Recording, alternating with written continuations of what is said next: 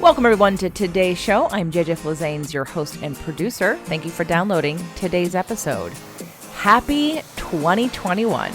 Wanted to start off by wishing everyone a happy new year. Looking forward to 2021 being a great year, taking all those lessons we learned from 2020 and putting them into practice, having accountability and support to learning those lessons so we don't repeat them in the future. Today's show is about surviving pancreatic cancer, and I've got Chris Joseph as my guest. He wrote a book called Life is a Ride, and you can find out more about it at lifeisarideBook.com. But before we get into today's show, just a few simple housekeeping announcements. We are in a manifestation challenge in the Inner Circle membership. For those of you that are new, I have two inner circles. One is a membership, which is open to anyone at any time. I will tell you the price will go up on March 1st. It's $9.99 a month. In that Inner Circle membership, we do all kinds of support and accountability, a group coaching call once a month, and it has its own separate podcast. So we are doing a manifestation challenge right now in the Inner Circle membership. If you'd like to join and get involved, you can go to jjflazanes.com/inner circle. Also, in the last two episodes of 2020, I mentioned a document that I use for our New Year's Eve practice, and it was called Reflections. And I just wanted to impart on you that in case you didn't download it and do it, there's still time. You could still do it now, even though it's after the first of the year. One of the traditions that I've done in both my church, kind of like in the church I grew up in, we would do house blessings. And in feng shui, you do house clearing, you do space clearing. And so you could still do somewhat like an energetic clearing, if you will, if you wanted to, with those documents. And those free documents are at jjflazanes.com/NYE for New Year's Eve. So if you're feeling a little like you've just blended 2020 into 2021 and you didn't make it new or different, try a space clearing, do the practice, do some kind of writing and burning, move something around, clean a room, do something that creates a new energy for you, because it's important that we change our environment and we change our inner workings so that we can actually manifest and move forward in a new and different way. So today's show is about surviving pancreatic cancer. In the last 33 years, Chris Joseph has started and managed 3 environmental consulting businesses, launched 2 fan-funded music record companies, and founded a nonprofit charitable foundation. He has also dabbled in philanthropy, songwriting, and magazine writing, and is currently studying for his real estate license. Chris is an LA native who lives in Santa Monica with his 2 teenage sons and loves to spend time with his longtime girlfriend, Susie. Chris is a 4-year, odds-defying stage 3 pancreatic cancer survivor. That diagnosis introduced him to the dreadful pity look from others that caused deep shame, isolation, and fear. Anyone who experiences a crisis or tragedy understands the look and questions if life will ever return back to normal. Not knowing if he had time to wait, he took charge and created a new normal, adopting practices that coupled his actions with a belief system that supported his survival. His new book, Life is a Ride, shares how to make the new normal a destination to thrive. Welcome to the show, Chris. Thanks so much for having me. Really appreciate it. So your book, Life is a Ride, was a very uplifting book for me to read because you are not in the health space. And I love that your journey really it inspired you so much. It motivated you so much. It gave you a new mission, so to speak, that you wanted to make sure that people out there understood and knew what your journey was so you could help other people and hopefully help them not make some of the same mistakes you did. Yes? Absolutely true. Yes. I made a lot of mistakes. I never speak from a soapbox. I always admit my mistakes and hope, as you say, that people can learn from them. So let's talk about your diagnosis. Let's take us back to, what you had, even though I did kind of say it in the bio, so people do know, but I just want to start at the beginning. Like, what was life like pre-diagnosis? Pre-diagnosis, my life was going pretty well. I have 2 boys. They're still teenagers. I parent them half-time, so I was doing that. I was working full-time at my company. Being hopefully a good boyfriend to my girlfriend. Life was normal. I started getting some minor stomach discomfort in October of 2016, or actually September of 2016. I also had some depression, which I didn't link to anything. I just thought I was curious about it because my life was going really well, but I couldn't place the source of it. But I went to see my regular doctor late October 2016 about the stomach issues I was having, and one thing led to another. Went to get some scans on October 31st, 2016, and that led to the shocking diagnosis of third stage pancreatic cancer. Okay, you get the diagnosis and then explain what changes, what happens in that instant. Well, I would imagine it's probably similar for most people, at least I'm guessing, that there's life before a cancer diagnosis and life after a cancer diagnosis. I mean, for me, that day was the worst. It was frightening. I was panicking, like I had never panicked before. I thought I was going to be dead within a few months, although no one had told me that. When I heard pancreatic cancer, I just thought, well, I gotta get my affairs in order. So yeah, I mean, it's in a split second, my life changed. And, we talked about at the beginning here sort of some of the mistakes that you made. And I know that your first diagnosis or treatment recommendation and doctor was one of those, right? Yeah, the first few months were really, really difficult. I didn't do any research in doctors. I had a referral to an oncologist, and I didn't do any checking of his credentials or what kind of person he was. So that was a mistake.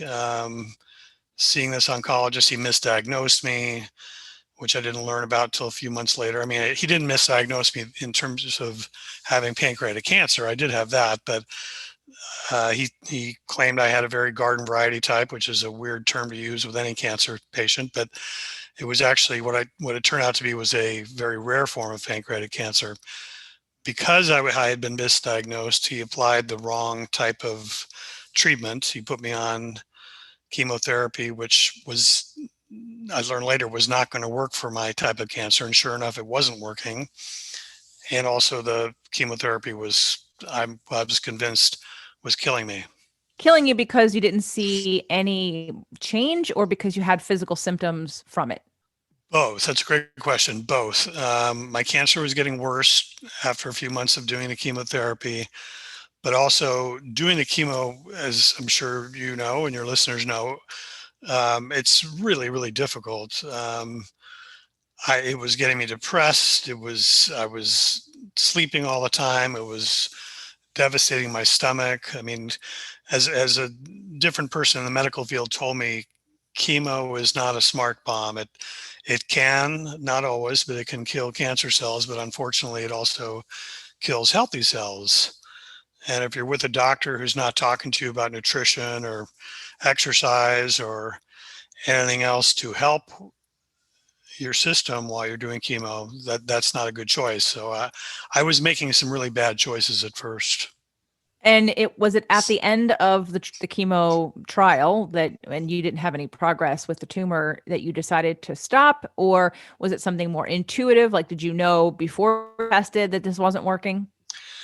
It was in March of 2017, a few months after I got diagnosed. The chemo, as I said, I thought was killing me. In fact, I went to UCLA emergency in March of 2017 thinking that I wasn't coming out. I thought, well, I'm going to be dead in the next few days. And of course, it turned out not to be true, thankfully. But when I got out of the hospital, I made up my mind that night to quit chemotherapy. And that was not a well thought out plan. I mean, I can smile about it now and I'll tell you why.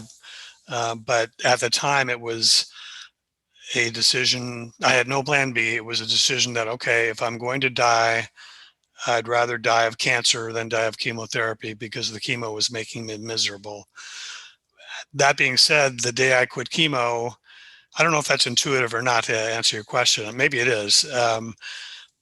But it turned out to be the best day because all of a sudden, in the next 24 hours, the world opened up to a number of different alternatives, both non-Western medicine and Western medicine immunotherapy, and it changed my life. Prior to this diagnosis and your treatment with chemo, what was your relationship to Western medicine versus alternative medicine? I've always done both. I've always been suspicious of Western medicine. I'm the guy that gets the side effects that are on in the prescription bottles or that they talk about in TV commercials. I get those side effects, and I know a lot of other people do too.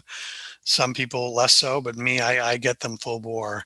So for that reason alone, I'd always been hesitant about Western medicine. Um, I also think Western medicine, again, I think it does some good, so I don't want to be critical of it, but I think it's more symptom based, treatment based, rather than looking at what's causing the illness or disease. So for that reason, even though I have done Western medicine throughout my life, I've been seeing a naturopath, a osteopath for years, because I wanted alternative things, and not just Western medicine. So I know you mentioned you weren't doing some of the right things to sort of help yourself through chemo in terms of diet, nutrition. What was your diet, nutrition, and self-care like before the cancer diagnosis? It actually was pretty good. I mean, I've always been one to exercise a lot and eat pretty well. I don't smoke. I rarely drink. I don't do drugs. Um, I have a pretty active lifestyle, even more so now. But that's what made the diagnosis so shocking, was that I was in pretty good health. It wasn't like I was doing anything terribly wrong that led to my cancer. So you said that you found me somehow through Dr. Nasha Winters because your doctor who you went to was trained through her, correct? That's correct. Dr. Melanie Giesler trained under Nasha Winters for mistletoe treatments. Gotcha. Okay, so you're healthy, you're exercising, you're doing alternative things. You are shocked because again, you are maybe associating cancer or this diagnosis with an unhealthy lifestyle. So at this point, now after the fact, not at this point when you're getting the cancer diagnosis, have you done any work on or reflection on or identification of other factors that led you down this path, like let's say stress or emotion? Yes. Yeah. I mean, and I think it obviously it can play a big part in ill health. And I have done just a lot of self reflection, both on my own and therapy. Yeah, I mean, if I look back, and I don't need to get into the gory details, but I look back as recently as uh, 12 years ago during the last recession, and my business that I was running went through a devastating downturn, and it was gut wrenching. And I remember a couple of friends told me at that time, watch your health while you're going through this, because you're going through a lot of stress. And I heard what they were saying, but I'm not sure that I did anything more than I was doing at the time. So absolutely, I think without question, stress plays a role in all this. So what I find, I've worked with a lot of men in my career so far as a trainer, and when I tell them that their disease or dis-ease, let's not talk about it. I've had people who've gone through cancer, but they were on the other side of it when I met them. But then they'd have other diagnosis and things happen, or men with back pain, a lot of men with back pain. Mm, And the emotional root of back pain is normally rage, some kind of mm, subconscious rage, something that someone hasn't processed. right. And I would say things like, it's emotional. And I would get, sort of the lack of eye roll, but you could see that they'd want to do it. And they'd look at me. And it came more from the men. Down the line, every single man, if I said it's emotional, would look at me like, what language are you talking? Because that doesn't translate to me. But if I said, it's because of stress, I immediately get the yes, it's stress. And I'm like, do you not understand that stress is emotion? So I want to ask you that question now, Chris, because I don't understand the disconnect between stress, unless, and please be someone to talk to this for me.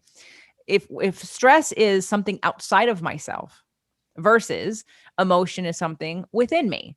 And I think, is it the victim mentality from a man's point of view? Because maybe, especially of your generation, men aren't necessarily encouraged to express their feelings, to feel sad or express fear, because it could be weak or look like you're not manly enough or all that kind of bullshit.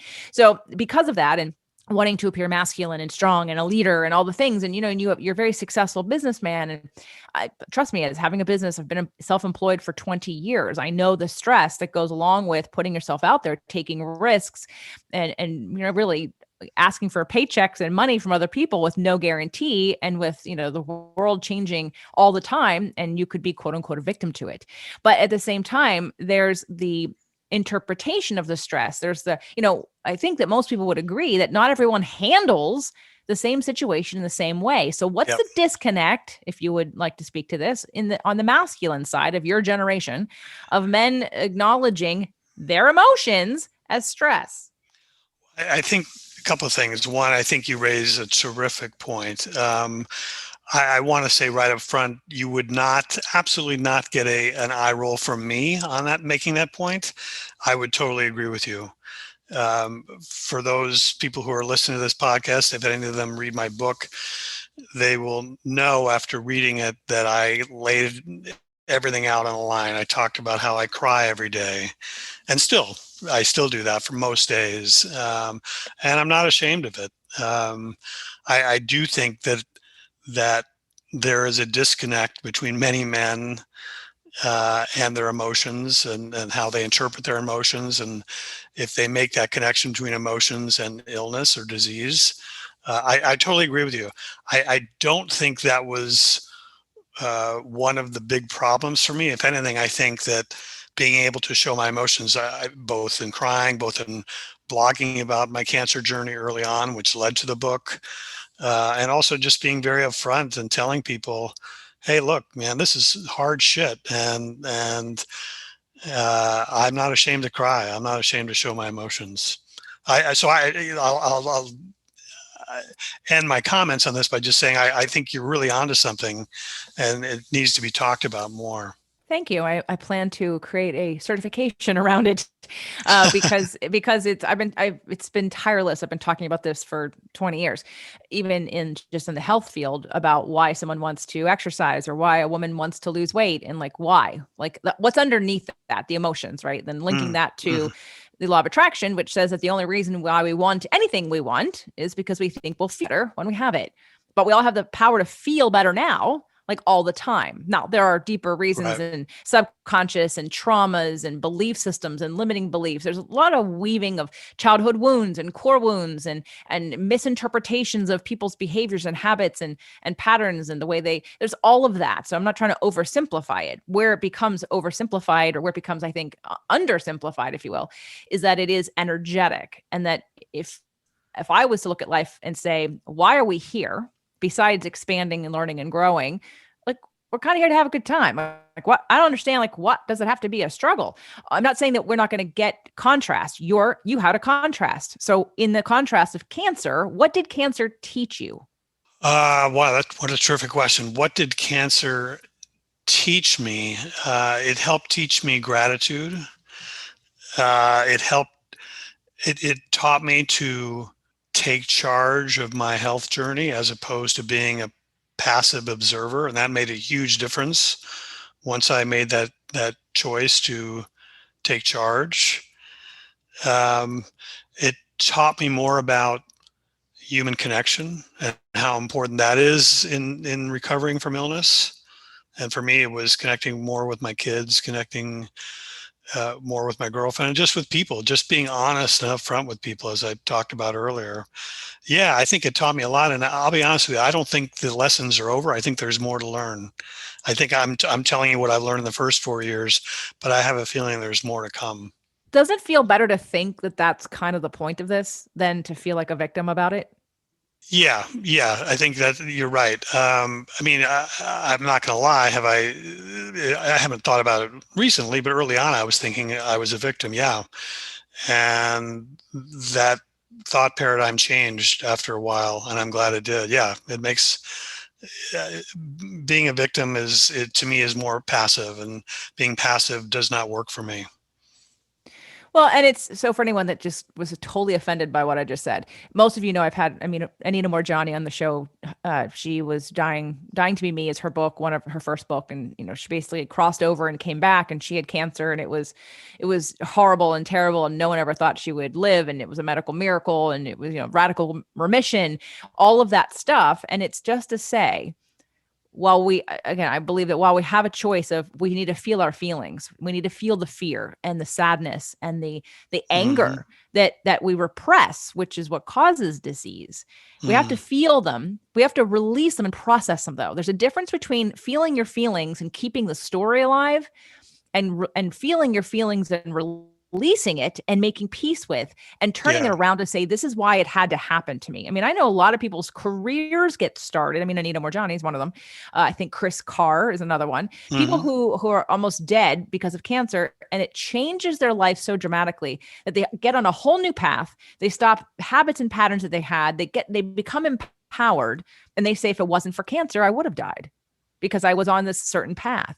And so now I don't know if I've read in your book other than the new path that you're on, which is to share this information with people and hopefully even men. So who are you thinking of when you were writing this book? Who were you like? Who were you wanting to and passionately wanting to spread the word to? I think it started from the micro and then it went to the macro. And let me see if I can explain that. First and foremost, and I don't know that I realized this instantly, but I wrote that book for me. Um, but I also wrote it for my kids. I wrote it for my girlfriend. I wrote it for my friends and family who helped me throughout this journey. And more macro, I wrote it because, as I said earlier, I had made so many mistakes on my journey early on. And then I learned so much that turned things around for me. I mean, I want to say it bluntly, there are not a lot of third stage pancreatic cancer patients walking around who have survived for 4 years. There just aren't. I'm more of the unicorn. And I started getting calls from people, cancer patients, friends and family of cancer patients, wanting to know what I did. And after telling my story over and over and over again, which I was more than happy to do, I realized, okay, I want to write this down. I want to write it down and I want to share it with more people because hopefully, as we talked about earlier, people can avoid my mistakes. Hopefully, people can learn what I learned, that taking charge of your healthcare is a huge thing and can really save your life. People can learn that showing your emotions, and I'm going to agree with what you said a few minutes ago, not just showing your emotions, but processing your emotions is a great thing and is a real healing thing, not only just for cancer, but for so many illnesses. One of the things Dr. Nation I talked about in our last episode was, and in the first episode too, that cancer isn't something that happens overnight. It's not an event, right? There's the terrain that she speaks about. There's the conditions, right? And so for you, it sounded like the conditions were really stress and emotion. They weren't poor diet. They weren't lack of exercise or attention. It was really probably a combination of either past wounds and stuff that maybe you've been carrying, as well as the stress of your business. Would that be accurate? I think that was a big part of it. Knowing my genetic makeup now, and I didn't know this early on, um, my body has a rougher time than many others in terms of just flushing out toxins. And so there could be 100 reasons why I got cancer, ranging from environmental to what I was putting in my body to genetic. But whatever, to the extent that I was exposed to toxins and poisons, I was having trouble processing those. And so that could have led to the cancer too. Oh, absolutely. Yeah, we talked about environmental being one of them. For I don't know if you've heard of Biology of Belief by Dr. Bruce Lipton. Dr. Nasha refers to it in her book. He basically let us know about epigenetics years and years and years ago, and she talks a lot about epigenetics in her book. And that again, part of that terrain of whether we have a gene or not, whether it gets expressed, also has to do with the environment that it's in. So talking about Mm. toxins and you not being able to process them, were you ever detoxing on a regular basis, just as a health habit to every 4 to 6 months, do some kind of detox detox because of environmental things? Rarely, to be honest. Once in a while, I would try fasting, um, whether it be a juice fast. I probably tried half a dozen of those over a period of a few years. So I would say not seriously. I sort of dabbled in that. I had heard about detoxing, but I never took it seriously enough for me. What about now? I would say it's not that I'm not taking it seriously now, but I'm just more conscious, much more conscious now of what I'm putting in my body. I definitely did detoxing in terms of last year, getting rid of all the mercury fillings I had in my teeth, because science has shown that those can leach, and that certainly can be a horrible thing for your body. So yeah, I guess you would call that detoxing. Oh, absolutely. Did you do any chelation therapy? Did you have any mercury tests done to see if you had high levels of mercury? Um, I did, and the this is a couple of years ago. The levels weren't off the charts or anything like that, but I still felt, even if I wasn't testing off the charts, it was still a good thing to do, and I'm very happy I did it. Yeah, it's a great preventative measure. It's been Hmm. like it's mercury poisoning, which can seep into your tissues, can lead to Alzheimer's and dementia, as well Hmm. as cancer. It's extremely toxic, but most people, especially again of your generation, have mercury fillings. I had mercury fillings. I had them out in 2008, and I put porcelain in instead. So for those, we did a show called Biological Dentistry and Oral Health with Dr. Sonda, and we talked a lot about that as well in terms of people getting those out. I think we talked about that, but it's one of the many things in the dentistry profession that is underplayed, I think, Hmm. in terms of great prevention for people to, get those out of your mouth because they Right. don't help. They don't help. So in terms of now we've gone through this misdiagnosis, or if you will, your garden variety doctor and chemo that wasn't working, and then I know you had some genetic tests, and then you moved to what were the next treatments and actions that you took that led to now a path of healing? It was three things. The first was starting to do some alternative immunotherapy treatments here in Los Angeles through Dr. Melanie Giesler. And I was doing with her mistletoe, vitamin C infusions, glutathione, ozone therapy.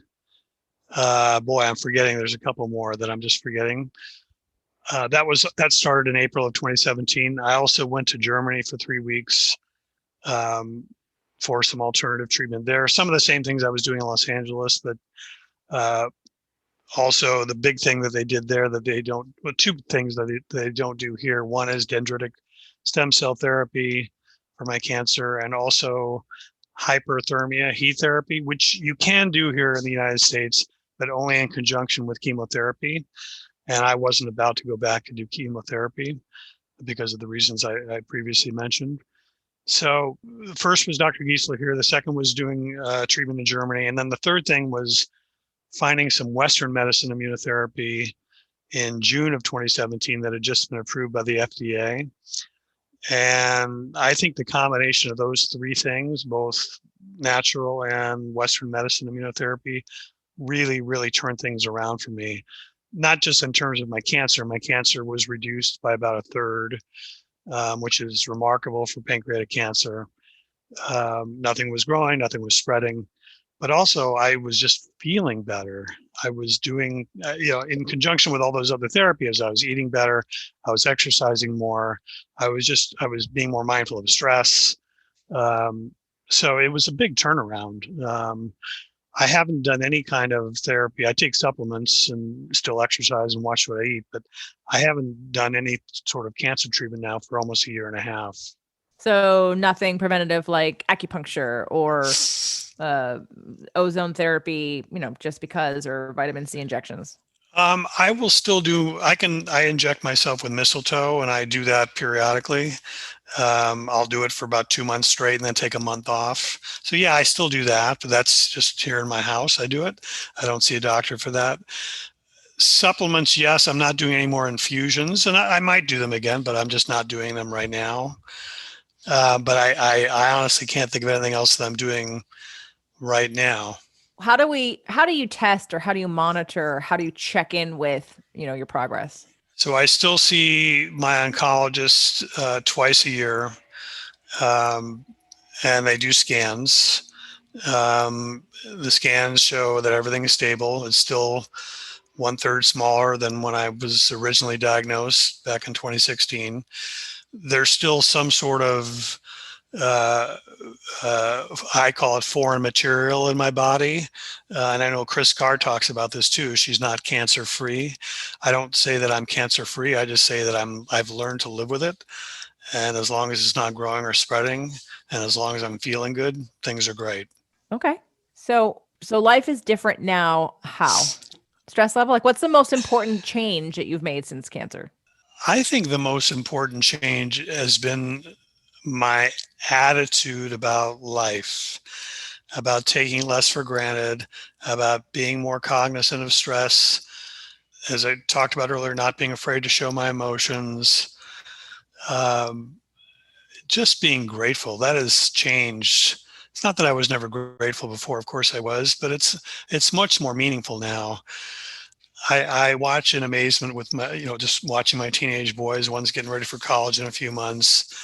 The other one's in 10th grade. And I appreciate what they're doing so much more. I see my girlfriend and she smiles and it just makes my heart sing. And again, it's not like I didn't have these feelings beforehand, but they're more magnified now. And I guess the last thing is I just take less for granted. I take less for granted. We're all going to die. It's a question of how and when. And I want to make the most of what I have for however long I have to live. Well, I think that sounds like a gift to be reacquainted with the truth of our existence, if you will. Right? Mm, There's a my background goes back to I was actually in the performing arts, and I didn't know how that would play out in terms of how it would shape my business life. And it's come full circle with these emotional conversations. It's like focusing on and studying and really getting into again the emotions. And I think about it all the time because I know it's not like a sexy topic and most people like glaze over and they don't think it's important, yet it's the most important thing. And it's the most important thing because again, we all have like every day we're either doing something that is going to bring us joy or we're making choices to avoid pain. It's like almost every choice we make mm, has to do with how we feel all the time. yeah. And if we're not careful, we are either worried about the past, worried about the future, or upset about the past, and we're rarely present.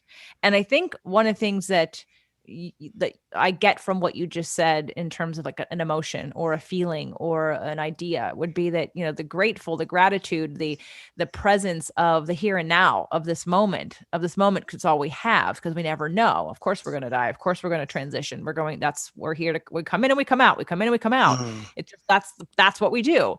But what do you do while you're here? Are we yeah. actually ever present in our lives or are we trying to get so far ahead or run so fast to get somewhere? We don't even know where we're going. Because again, we'll think we're going to feel better when we get there, or we're running away from the past because we don't want that to follow us. But it's always this perpetual motion that's never still. It's never just allowing and accepting what it is that we are in this very moment. And I think Mm, that's where, again, sometimes or a lot of times, people have to experience this contrast in order to get us to slow down, to get us to stop, put our feet on the ground, and just be present. yeah, I think those are great points. And while you were talking, it reminded me of something else. I mean, I hope I'm not coming across as being completely evolved. I mean, I want your listeners to know that I still struggle. I still get scared, and I think almost every cancer patient I've spoken to still has those feelings once in a while. Oh my God, my cancer's coming back. But I'm just I am trying to continue getting better, to continue learning, to continue being more grateful, to continue being active, to take advantage of the time we have here, the time I have here. So, what would you want anyone on the other side of this conversation who's listening right now, male or female, has had a cancer diagnosis or not? What is the most important thing you want them to take away from this, whether it be an idea, a feeling, like to remind them of something about being present? What's the most important message that you want to convey?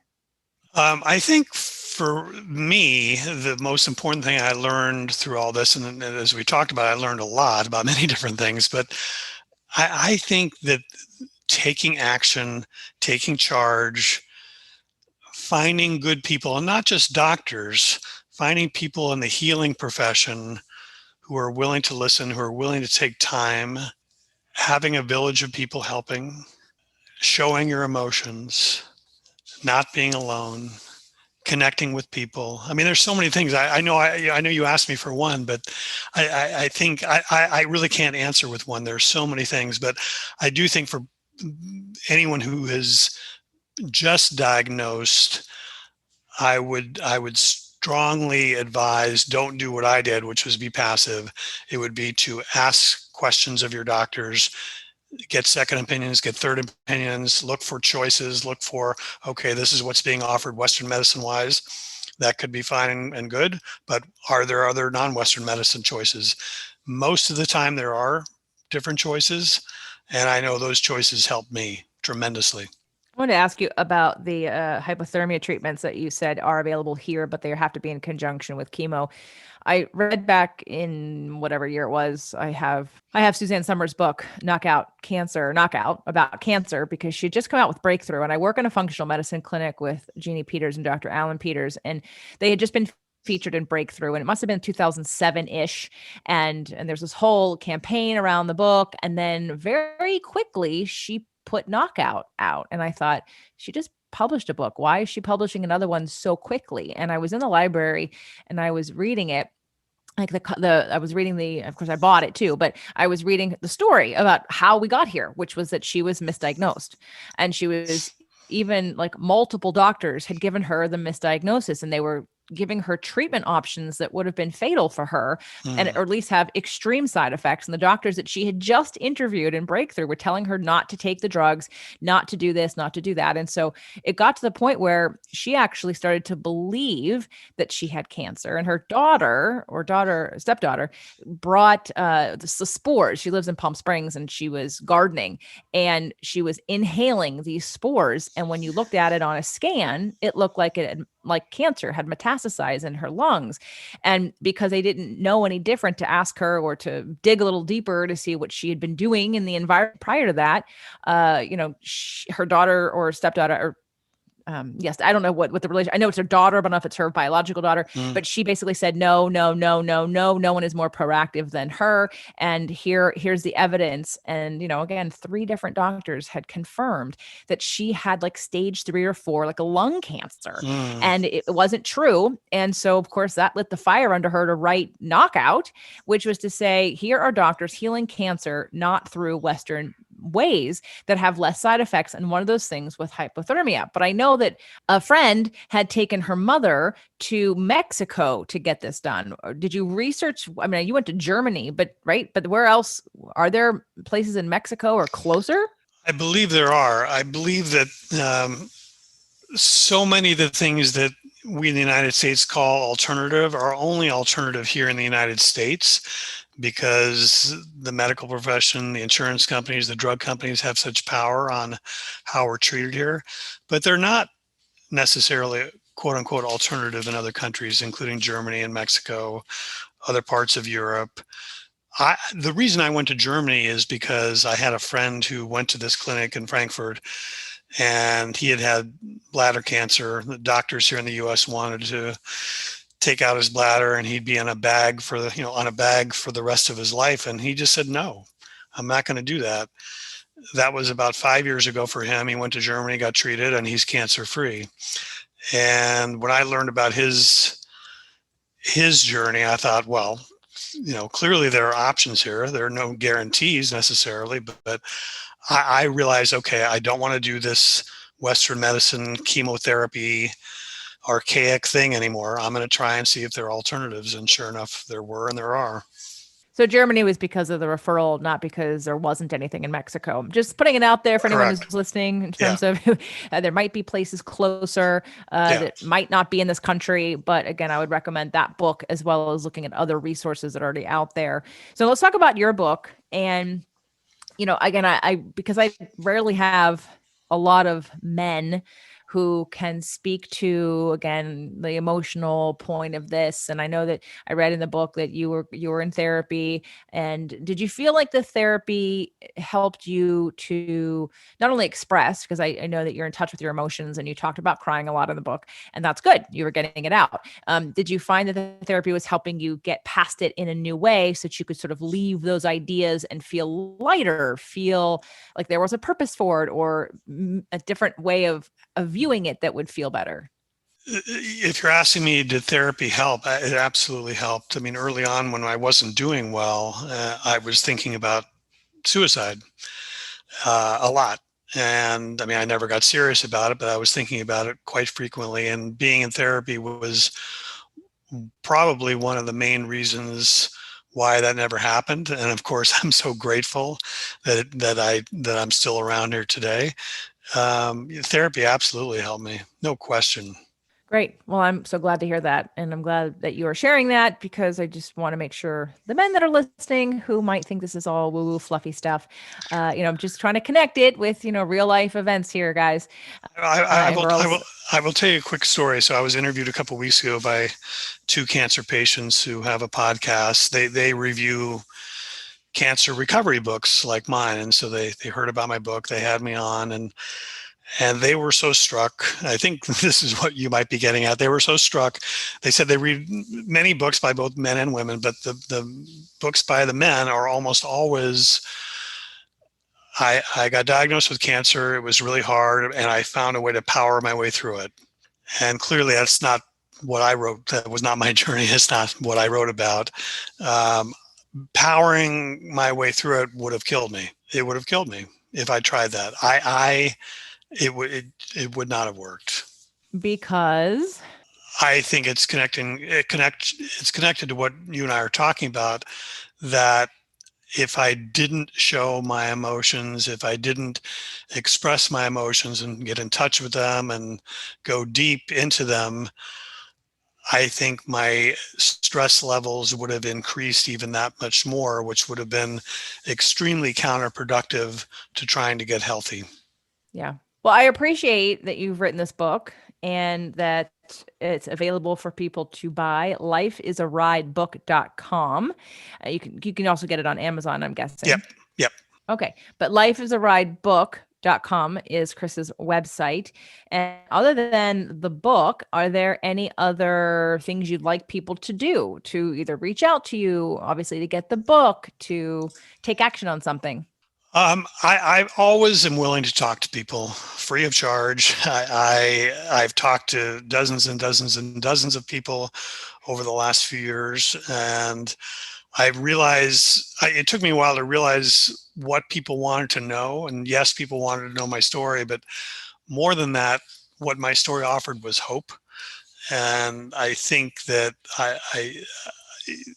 that's what I can offer people going forward. It's not just a book. It's offering people hope that people survive cancer. It's more than we read about, more than we know, and I want to offer that to your listeners. Okay. And what would be the best way for them to reach you? I see you have an Instagram under Mr. Chris Joseph is the handle. Hmm. And you're also on Facebook, Chris Joseph in Santa Monica. Any Hmm. other place to send people? If they go to lifeisarideBook.com, can they also get in touch with you there? They can. There's a contact form on one of the pages there. Yeah, I'm easy to find on Instagram, easy to find on Facebook. One way or another, I'm sure listeners can find me, and I hope they do. And I'll put these links in the show notes. Okay. But for, closing out the show, Chris, if there's anything I didn't ask you that you want to convey, some important message, idea, or plea that you may have for everybody listening out there, what would it be? I think that the term new normal is bantied about a lot right now in terms of COVID, and I think we're all trying to figure out what our world is going to look like, what our situations are going to be like in the next few months, the next few years. But for me, finding the new normal predated COVID by 3 years, and finding the new normal as I talked about earlier, is not about sitting around and waiting to see what the new normal is. It's helping to actively create what the new normal is. So I want to reiterate what I said earlier. I want your listeners to know that being an active part of your journey makes a huge difference. Question everything, do your homework, do your research, listen to your intuition, ask around, get Chris's book, lifeisarideBook.com, get Suzanne Summers' book, Knockout, and any other book that you are attracted to or has information from you, because as Chris is saying, and Dr. Nation and I talked about this at the end of our Instagram live that we did, the last one. She said any treatment someone's doing, if they feel disempowered, it won't work. The only time it's going to work is when you feel empowered, which is when I reminded her that I am an empowerment strategist. Right. If you're not coming from the position of hope, of empowerment, of possibility, of just because it hasn't been done doesn't mean it can't be, and of giving yourself the power and the tools and the awareness that you can forge your own path and you can choose and you can ask and you can reject something that doesn't feel right to you. It doesn't matter who's telling it to you. You have to learn how to trust yourself. And so just to reiterate what you just said and to bring a circle around to Dr. Nation and I's conversation on Instagram and talk about empowerment versus disempowerment. And I think that what you did was turn around from disempowered at the beginning to empowered. And again, there's still a journey to be had, again, through the physical, the environmental, the emotional, all of that stuff still can be handled, but you have a much better chance of it actually working when you feel empowered. Absolutely. And I would add, life is more gratifying that way, I think. Yes, that's exactly why I talked about the victim part. Like, it feels better to be on the other side of it, because if you just choose to feel like you've been somehow victimized, and again, it's outside of you, that's never going to feel good. Like, there's no way to spin that it feels good. And if we take and turn it on its head and say, well, what if I accept responsibility for this? What if this is a gift? What if this is something that's actually going to help me? What if this is my purpose here to help others do something that otherwise they wouldn't know? And boy, doesn't that feel better? Because again, either way, you're telling a story. Why not tell a story that feels better? Because they're both random. They're both random stories, right? I love that. Thank you so much for saying that. Yeah. All right, everybody, lifeisarideBook.com. Check out Chris on Instagram and on Facebook. Check all the show notes. Reach out to him if you or someone that you know or love is struggling and would like some hope and some information on things that he did or things he would recommend, or just for a supportive ear about someone who has turned this diagnosis around, as in on the other side of it, in terms of living with it, accepting it, feeling empowered by it, doing things that are better for you, and wanting to get the message out there that you don't have to accept and lay down when someone tells you this is what's going to happen to you, because you have a choice and you have a part in this. So thank you so much for listening. Thank you, Chris, for coming on the show. Thank you so much for having me. Great conversation. I really appreciate it.